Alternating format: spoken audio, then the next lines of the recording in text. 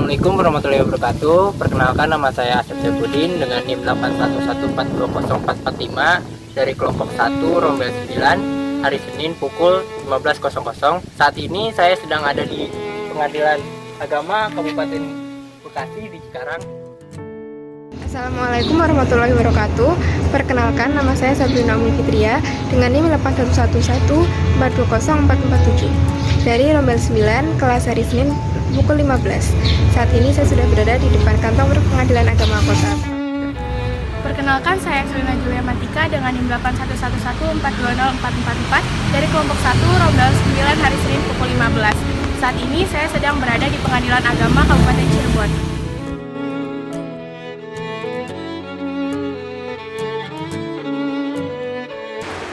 Assalamualaikum warahmatullahi wabarakatuh. Salam dari Ambarawa. Baik teman-teman, perkenalkan nama saya Didindra Suara dan rekan saya Muhammad Adis Marzuki. Kami dari kelompok 1. Nah, lalu perkenalkan, nama saya Yoga Pratama Putra dan teman saya Rifki Bakpadina. Nah, kami dari kelompok 9. Nah, kami di sini sedang berkolaborasi dalam mengerjakan sebuah penugasan dari mata kuliah hukum Islam yang diberikan oleh Pak Dani, Bapak Dani Mutade, SHG MAG MTA PSG. Yang pada kesempatan kali ini kita berkesempatan untuk langsung berwawancara oleh salah satu seorang hakim di mana juga di Pengadilan Agama Ambarawa. Nah, pasti teman-teman semua pada penasaran dan ingin tahu nih gimana kelanjutan dari wawancara kita. Kalau gitu, ikuti aja.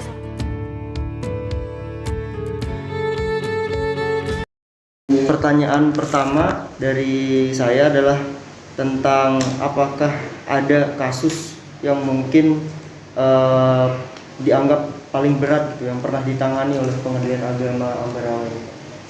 Baik, jadi terima kasih. Kami ucapkan selamat datang kepada teman-teman dari UNES. Saya juga mohon maaf apabila tadi sempat menunggu karena di sini perkara ada banyak sekali tapi kekurangan hakim dan itu terjadi di seluruh Indonesia yang jangan juga tahu. Jadi ini ada moratorium hakim 7 tahun waktu itu. Jadi setelah saya ini 7 tahun itu nggak ada penerimaan, baru ada kemarin, itu pun juga masih di luar jalan. Baik, saya jawab tadi apakah ada perkara yang berat. Jadi bagi kita, bagi pengadilan, perkara yang berat atau tidak berat itu relatif ya. Jadi kalau perkara yang belum lama ini terselesaikan berat dalam kategori jadi tidak ada istilahnya bagi kita perkara itu berat atau tidak.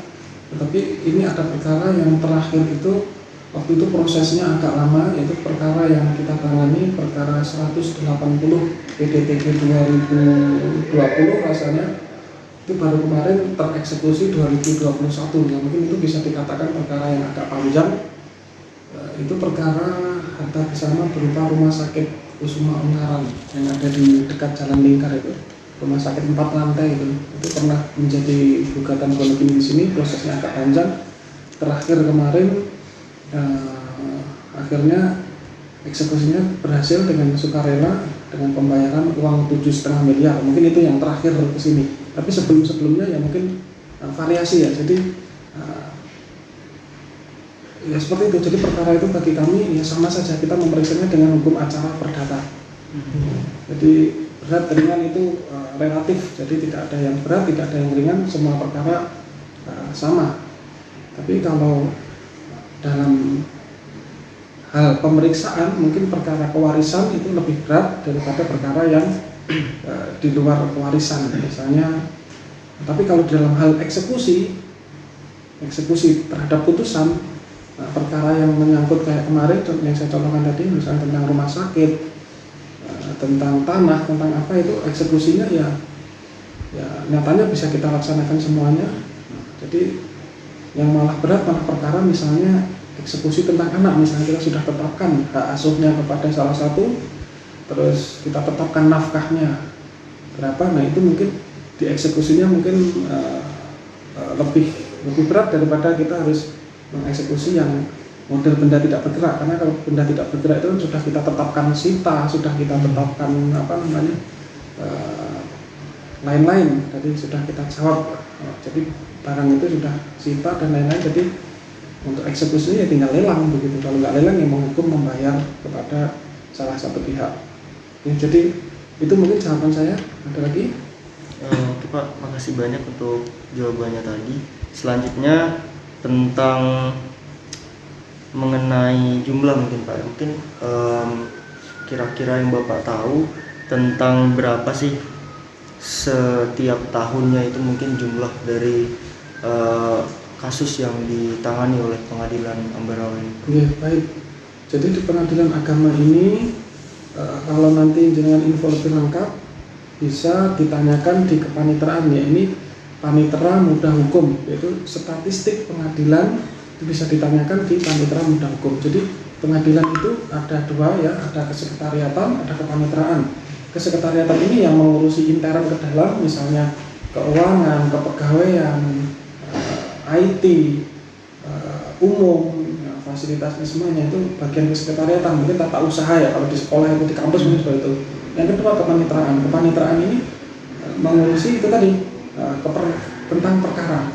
Jadi mulai dari PTSP yang di depan itu dan lain-lainnya. Jadi panitera ini kepanitraan itu strukturnya ada panitera, di bawahnya ada panitera gugatan, panitera muda permohonan, panitera muda hukum. Kalau di PN mungkin panitera muda pidana, panmut perdata, sama panitera muda hukum. Kalau di sini panmut gugatan, panmut permohonan, sama panitera muda hukum. Jadi sama, hanya beda karena di sini nggak ada perkara pidana. Kecuali kalau di Aceh sana kita ada panmut jinayah atau panmut pidana sama dengan BPN.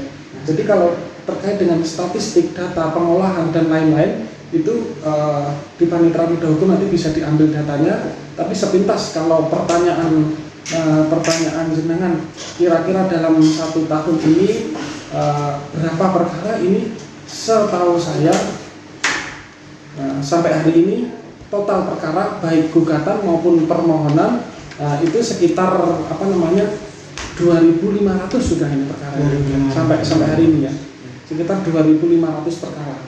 Dan perlu diketahui di sini hakimnya cuma 2 yang aktif ya, hanya saya dengan seorang ibu itu.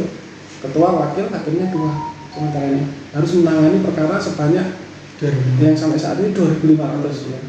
Bisa kalian bayangkan bagaimana itu 2.500 itu antrinya seperti itu. Ya, ada lagi, tapi nanti intinya statistik bisa diambil lebih lengkapnya di kepanitraan. Di situ ada nanti berapa perkara yang masuk, perkara yang keluar, perkara yang putus, perkara yang jenis-jenis perkara dan lain sebagainya. Baik, terima kasih banyak Pak. Selanjutnya itu kami ingin bertanya, apakah pengadilan agama Ambarawa ini dalam menyelesaikan berbagai pokok perkaranya itu ada dibantu nggak Pak dari pihak lain dari luar pengadilan gitu untuk? Maksudnya dibantu dalam bagaimana? Dalam misalnya penyelesaian perkara gitu Pak. Kalau tugas fungsi pengadilan kan ya menerima, memeriksa, mengadili.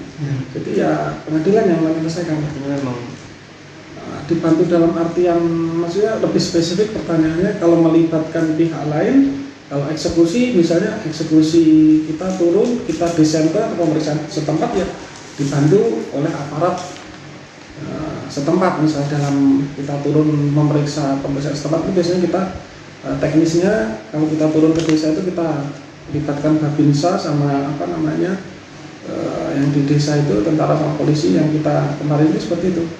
Jadi untuk teknis pemeriksaan setempat kita dibantu ya aparat desa dan aparat yang ada di situ. Adapun terkait perkara, kalau hakim itu kan independen, jadi ya pengadilan yang berwenang ya. Adapun kalau mediator, ada mediator non hakim di sini. Itu dari pihak dosen ada yang mendaftarkan diri ke sini sebagai mediator non hakim. Kalau mediator kan memang boleh hakim, boleh non hakim. Mediator itu untuk memediasi seperti ini. Nah, ini kan karena kita kekurangan tenaga, ini ada yang dari luar, dosen IAIN misalnya 3 atau apa ya kemarin mendaftar sebagai hakim mediator di sini.